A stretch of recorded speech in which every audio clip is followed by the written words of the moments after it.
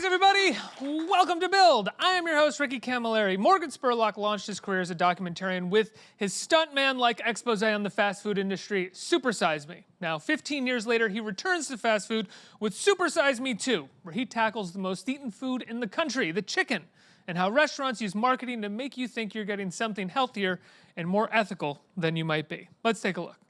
Has fast food gotten healthier? Absolutely. Has fast food truly turned a corner? To find out, I could go back on an all-fast food diet, but something tells me this calls for a different approach. I want to start my own fast food restaurant. You're crazy. Tell me what kind of food. The most eaten animal on the planet, chicken.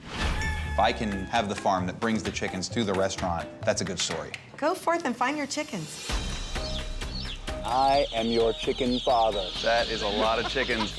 My free-range, cage-free, no hormones added, humanely raised, natural chickens can get The USDA's seal of approval. Sounds amazing. Until you start to realize how much of that is labeling. What's the smallest space we could give them that would still be quantified as free range? Free range.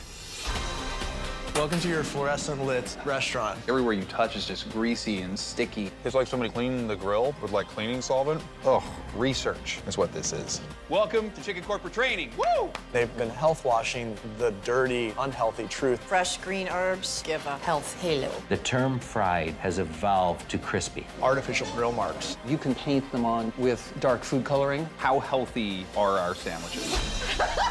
I think that answers my question. What if there was a company that was completely honest with their customers? Well, why would they do that? Are people actually ready for a 100% honest food experience? Oh, look, it's hollow. You can actually put it on like a mitt. You should not be able to do this with a chicken sandwich. Everybody, please welcome chicken farmers Zack and Jonathan Buttram and Morgan Spurlock. Let's hear it. I think the chicken farmers at the top kind of confused them for a second, because usually they applaud right away and they're like, wait, chicken farmers are here? Before we even launch into the movie, why don't we talk about why why you've brought Jonathan and Zack here? Well, the film Super Size Me 2 Holy Chicken dives into me opening my own fast food chicken restaurant. That's the mechanism we use to tell this story. And why chicken? Chicken is the most eaten animal on the planet. We eat more than 50 billion chickens a year. We eat more than 9 billion in the U.S. alone, 24 million a month, 17,000 a day, 17,000 a minute, 300 a second. It's an insane. 70,000 chickens a minute? 17,000 a minute. 17,000 a minute. 300 a second. So like literally, just while you and I are talking, there's like, we're munching them down. It's a lot of chickens. Yeah. And so if we were going to tell the story from a fast food standpoint, because chicken has almost also surpassed burgers as the most eaten sandwich. So now, like, chicken is on this huge, spike, this huge uprise, as we just saw in the, crazy chicken sandwich battles that are now happening just in time for Holy Chicken. And, we use that as the way to get in. So when I started doing this, I was like, well, if we're going to do this in a way that is a much more transparent story, we should raise our own chickens that we sell in our own restaurant. And then that's where we got Jonathan and Zack Buttram, two of the greatest chicken farmers in the world. Who, as far as I know, have kind of suffered some consequences for working with Morgan. Is that true?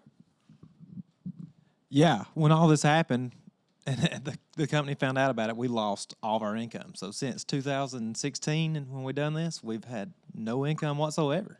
And that is because, right, like most chicken farmers, as we see in the film, are working for much larger companies who are, for the most part, squeezing the independent farmer or the individual farmer by putting them more and more in debt, basically forcing regulations, forcing different, more expensive equipment, right? Isn't that technically how the companies do it? Yeah, they're forcing upgrades constantly, because if they can keep you in debt, they can keep their thumb on top of you and make you do anything they want. It's all about control, and that's what happened with us. When they found out that we were doing this, it was like, oh, that's not going to happen. So they cut my mom off, of all things, for me growing these chickens and Dad being a consultant.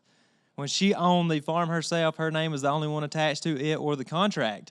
Yeah. And they cut her off for what we were doing. Yeah, so this company, Cook Foods, retaliated against Connie just for the work that Zack and Jonathan were doing on the film, which is insane. Is Cook Foods, you might not know this, the same... Different. The same one, not different. Different Cook Foods. Not the same Cook... No, that's the Koch brothers. No, there was the Cook Foods that was a slaughterhouse. That was just where the ice raid happened. Yes. Same company. They were same guys, Same right. company, correct. The ice raid that was apparently as retaliation for like union organizing and lawsuits that were being created by. Yeah, same one. Correct. Exact same guys. Fucking evil. Yeah. Yeah, That's really evil. Now, one of the things that is so fascinating about Holy Chicken is this idea of bringing transparency to the consumer and trying to show them that there is an inherent, I would say, evil at the core of the way that capitalism treats food and the food industry, be it the man who is farming the chickens or be it the chickens themselves, even in the farm to table fashion a lot of the time. Yet people are still going and eating it, and it's a success almost because it's like slacktivism. They feel that just by reading this, they are contributing in some way to bettering themselves in society. What is that like for you? Well, I mean, I think for me that a lot of us have no idea still. I do think there is this real disconnect from what's on our plate and where it comes from. And I think there's a real disconnect. Intentionally so. I think so. I think a lot of us just kind of like out of sight, out of mind. We'd rather not know. But I also think when it goes to a restaurant, we're also being manipulated in a lot of ways and told that things are better for us than they actually are. The things we buy in a store, we're being told are better for us than they actually are. Like when you read free range on a chicken, you think that that chicken is like running around outside, having this great kind of provincial life, you know, going around and picking at bugs and having a great time. And as you saw in the film, it's just not the case. You know, what we to make our chickens free range, we opened the door and put a cage that was about 5 feet by 5 feet. And we could have made it less. I mean, who knows? But we made ours 5 feet by 5 feet. And just by doing that, our chickens are now, they're qualified USDA certified free range. They don't ever have to walk outside. They never even have to they don't have to take one step beyond that door. If they wanted to, they could. But that's the whole point. Just by having the option to walk outside, they're qualified as free range. And so the industry is filled with things like that that make us as consumers be misled in what we're buying. Now, I have to ask, and maybe this is a personal question for me. Is there a way to ethically buy meat in this country? For instance, I go to a local butcher who apparently gets it from local farms. Does that necessarily mean that those local farms are raising their chickens in a way that is more ethical? Well, most of the times if you're buying it from a local butcher, like I try and buy chicken, you know, where I live out in Brooklyn, there's farmers markets all the time. Sure, so every weekend there's a guy that comes down from upstate who it's the chickens I'm buying from him and from his farm where he grows them and slaughters them on his own. It's amazing. So is he raising them the absolute best way possible? I know he's raising them in a much smaller batch than a giant Tyson or Purdue. So is it better already? Yes, of course. I mean, the way we raised our chickens in the film, we had 2,500 chickens, 2,600 chickens in a barn that's the size of a football field. So our chickens already had 10 times as much space as a normal chicken. Like normally if a Tyson or Purdue had that barn, they would have 25,000, 30,000 chickens in that barn. And so How many did you have, 2,500? We had 2,500. So the average chicken, when it grows up, if you just put your feet in like a square, that's how much space the average chicken has growing up, a 1 foot square space. Right. You know, 12 inches by 12 inches, the average chicken lives in, which is insane to think about. And, you know, part of what I believe is when you buy them from this local farmer, this local grower, from your local butcher, it is better. You know, it's better just because of the scale. Scale makes a big difference. That said, because, how many chickens a minute or a second, 300 a second, 300 a second are getting eaten, is there even the possibility for that kind of small scale farming if that many people are going to be eating chicken? Yeah, I mean, I think there is that small scale, but we've let it get kind of co-opted by the megalo corporations, where, you know, right now 5 corporations grow 99% of the chicken you eat. Tyson, Purdue, Cook Foods, Sanderson, Pilgrim's Pride. 1% comes from these guys, comes from independent chicken farmers. And so I think that we've let these smaller companies get gobbled up by the giant corporations, you know, and again, it's America, it's capitalism, of course they can do that. But what you lose as a result is this type of independent growing, access to better food, access to healthier food. It literally just starts to diminish. We call it capitalism in this country, but it's really just a few corporations who control most of the industries, which is a very... I think it's a cooperative monopoly is a better way to look at it. Yeah. While these companies may operate independently, they still communicate with each other for price gouging, for price fixing, for making sure they're doing the exact same, they're paying all the chicken farmers the exact same wages, the exact same fee in the tournament system, so nobody can go from one place to suddenly start making more money. So while they have competition, it is still a cooperative monopoly. Did you know this is where the story was going to go when you started out? Where did you start with Super Size Me 2. Did you even know it was going to be Super Size Me 2? Well, I mean, we thought like, this would be a great sequel. Let's open a fast food restaurant. Let's do that. That's a great story. And so we started off there, and then when we started working with this amazing company out of San Francisco called CCD Innovation, like we went and met with them about what would our company be, what kind of chicken restaurant would it be. That's when they said, well, you should grow your own chickens, do a farm-to-table fast food, fast casual restaurant. Nobody's doing that. That's a great story. So that's when that kind of put us down the path to find these guys, and out of there, like, I mean, these guys become the heart of the movie. Yeah. Like the story of Jonathan Buttram and Zack Buttram and farmers all across America, that's when the film really makes you realize what's happening to our food system. Jonathan, you are a third-generation chicken farmer, right? Yes, sir, I am. And Zach was supposed to be the fourth. And my daughter also put in for chicken houses. She was blackballed also. And even our grandkids' names are down on lists that they can never have any chickens with contracts because apparently you're not supposed to speak out. And, this is a form of legalized slavery that's going on that the people do not know about, and the government turns a blind eye to it because they are bought and paid for by these large meat packers and integrators, and we don't care what happens to the farmer. As long as you keep our money coming to us, we'll let you do whatever you want to do. I do suicide counseling all the time.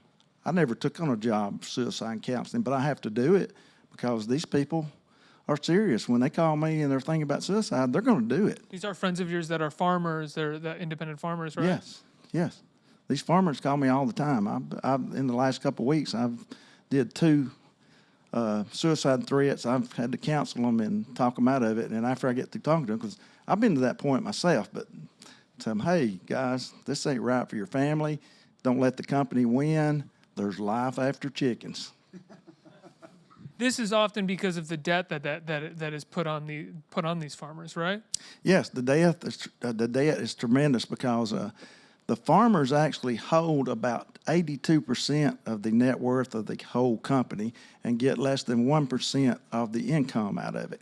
So it's basically slave labor, and the farmers' backs of financing all these farms. It's not right. That's got to be taken care of. But now then, with these illegal SBA loans coming out, corporations are getting this money. It's supposed to go for farmers and building large farms like the 2 Live Oak bank officers formed Gallup Corporation, and they put in for 135 of the Costco houses to build in Nebraska. That's a corporation taking over the farmer's job. They'll just hire Hispanics and Haitians, and they'll just get a paycheck for growing their chickens and not care about them. Now, I'm curious, I wonder if when Morgan approached you and was making this documentary, I know you said that for you didn't know that speaking out could hurt you in this way, but I wonder if you had any idea that speaking out could have possibly hurt you, but you felt like you had to. I knew that speaking out wouldn't hurt me. I started 15 years ago when I took on the job of president of the Alabama Contract Post-Growth Association. But when I take on a job, I'm dedicated to that job. And I've taken on the job of seeing that the inhumane treatment of the animals stops and the inhumane treatment of the people and the farmers stop. And I want to see people be able to eat a good, sustainable, healthy product that's coming off these farms. The farmers care, the corporations don't. The corporations are just pushing to do more and more and more and more, right? More and more, it's about the dollar, bottom line. They don't care if they grow these animals in horrible situations. They're not healthy. They don't care just as long as they get the money and the people will eat them. You're just a name on a spreadsheet, basically. That's right. Morgan, are you still working with Jonathan and Zack for the chicken, for Holy Chicken? Yeah, well, they're not growing right now, but you're looking at my chicken gurus right here. These are the guys that are going to help us continue to move forward in identifying chicken growers across the country, people that could come in. Do you have any sort of personal dilemma about creating a fast food restaurant in the midst of all this? I think that if you can create a restaurant that tells people the truth, that actually starts to raise chickens in a better way, that actually creates more independent chicken farmers and pulls them out of the bondage of this kind of corporate environment that they're in with big chicken. I think the more that you can have local growers, local bakers making the food that's in those restaurants, it's a different animal. You can't put it in the same camp at all as what a quote-unquote fast food restaurant is. It's a very different machine that we're creating. It's a very different thing that's driving. And so, I mean, we're doing a pop-up this week right now in New York City. It's going to be at 18 West 23rd Street, opens tomorrow, 11 to 5. You guys got to come get the greatest chicken sandwich you're ever going to eat. But the bread's being made by Eli's Zabar's Bakery, you know. So it's like all of these things. You know, the chicken's coming from a local Actually grower. sourcing from local. That's right. The chicken's coming from a farm over in Jersey. Like the more that you can find those types of things, it changes the system. Now, not only is the money that's spent there stays in a community, it goes back to the community. You're basically buying from somebody who's literally right down the street, right around the corner. It's not the same thing. From what I think typical restaurants are, what typical kind of fast food, fast casual restaurants are. And if there's a way to grow something like that, I think it'd be really amazing. Can you tell, one of the things that the movie talks about, and it's this sense that you had tried to educate the world on the fast food industry 15 years ago with Super Size Me, and all the fast food industry had to do to outsmart your make everything green. Make everything green. Just sort of call it something else, you know? Put a little bit of marketing spin on it. Crispy. People believe that it was healthy. Yeah. Something's not fried, it's crispy. Yeah, something's not fried, it's crispy, or it's green, or it's just healthier, you know? Right. Fresh. But yet it's the fresh. same 1,500, 2,000 calories. That's right. 2,500 calories for a meal. Yeah, well, it's like, it's one of the things that people say, did the food get better? I said, I don't know, but the marketing sure did. Marketing got healthier. The marketing got healthier, but I don't know. The calorie count on fast food alone is just totally crazy. Yeah, and that's why you come to Holy Chicken, you come to the pop-up. There's a sign that's right there on the counter. It says, Holy Chicken is a meal and a half. Like the average fast food meal is over 1,000 calories, which most nutritionists say is over a meal and a half. So, and then when you leave on the door, it says, "We better not see you soon." That most nutritionists and doctors say you should eat this food only once a month. So we shouldn't see you for at least a month, but it's so good, you're probably going to come back. I think that you need, the more that you can create a place that is openly telling you what's wrong, it's a fantastic thing. And to not eat it as much as, your cash register would probably like them to eat it. Like what I'd love to do is I'd love to create like a punch card, like a card that rewards you for not coming back so often. Like, how can I do that? So I punch your card when you come, and the further it is before you come, maybe the more reward you get. I don't know. I got to figure that out. There's a good idea there. I would like to see you pitch that to like a just straight capitalist who's just kind of stares at you dumbfounded. Yeah, but that's why I think you look at these companies like Warby Parker. You look at a company like Tom's Shoes. There's a way that you can do good and do well at the same time. Like all the money doesn't have to go to the top. For a long time, there was this idea that you always have to make that ROI. You got to give the money back to shareholders, and that's pivoting. There's a shift that's happening right now. Where capitalism with a conscience. Completely. I think there is real capitalism with a conscience, where now you can pay the people who work in a place a living wage. You can make sure that money goes back to the people who actually grow your product, and they can actually make a living and then some. You can start just a few weeks ago. The idea that you're creating a company that can actually drive a middle class again versus just a service economy. Like the average fast food worker is 29 years old. That's the average age of a fast food worker. The average wage of a fast food worker is $8.42 an hour. It's like it's an insane thing to think about, that these are now jobs that people go to and have to have 2-3 a week. 2-3 different jobs a week to just bounce around and try and make a living is nuts. It's nuts. It's a weird thing when you talk to someone and they say, well, those jobs aren't supposed to be careers. They're for 14-year-olds. And you go, yeah, but that's not how it is anymore, so we should adapt. Yeah, walk in a fast food restaurant and tell me how many 17, 18-year-olds you see working in there. Yeah. It's because they're not. They're not 17, 18 anymore. And the only reason the age is 29 is because now there's also older people who've been downsized outside of their jobs that are even bringing that number, like even a little bit higher than the average. Well, this is totally anecdotal, but recently when they raised the minimum wage and everyone celebrated, I found myself walking through a McDonald's in like an airport, or not an airport, but somewhere where there was like a food court area. It was all just self-service kiosks. So nothing replaced it with a machine. Hey, we're raising the minimum wage. We're going to fire everybody and just get machines in here to do this. Yeah. It was fairly terrifying. Right. But you mentioned this kind of capitalism with a conscience, and I'm curious what you think. Like, just a few weeks ago, Jamie Dimon and like 200 other CEOs of Fortune 500 companies basically published this memo that they all signed saying that capitalism as it is not working, and we need to adapt to a different kind of economy, basically capitalism with a conscience. Do you put any significance into that? Do you think that they actually believe that? I mean, listen, the proof's in the pudding. The question is, it's easy to write something and say something, and now it's about action. It's like, great, sounds great. Let's see. What are you going to do? What is going to be the action that you take to actually do that now? Are you going to pay yourself less money? How much money are you making a year now? You're making 25, 30 million a year. What are you going to pay yourself now? Are you going to take half your salary and give it to something else? I'm curious. Like it starts at the top. So if you're going to lead by example, then from the top you have to go top down. I'm going to pay myself less money. I'm going to put more money into X, Y, and Z. Then we can have a real conversation. Are you willing to not have a full staff on your yacht? Exactly, exactly. On which yacht? No, the one on the East Coast or the West Coast? I'm cutting my staff on the West Coast yacht by half. Your Ibiza yacht or your, Mar-a-Lago yacht? Which That's right. one? Yeah. I've got a great yacht. I've got a great canoe up in up in the Catskills. Yeah. Your 2-bedroom upstate house. My rowable yacht. Yeah. I think we have some time for questions from the audience. Who has a question? Hi. I just wanted to ask how you came up with the idea of starting a fast food restaurant when, well, obviously, you saw all the problems with them and you wanted to fix them, but there's a whole lot of problems that come with the industry in general. So, why did you still go after that? That's a great question, and so I thought that was a great way to kind of start to peel back the onion. Like start with the shell, and then what's inside the shell.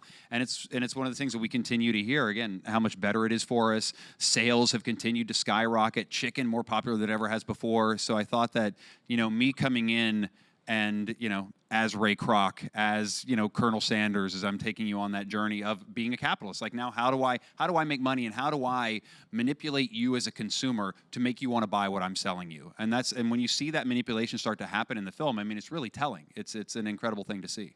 Well, there's entire firms dedicated. Their whole job and business is dedicated to sort of creating that spin. That's right. And so, and we see those people in the movie helping me come up with that vernacular and that spin, and it's awesome. You're gonna love it. I love the scene where you guys are shooting the sort of glamour shots with the chicken sandwich. Yeah.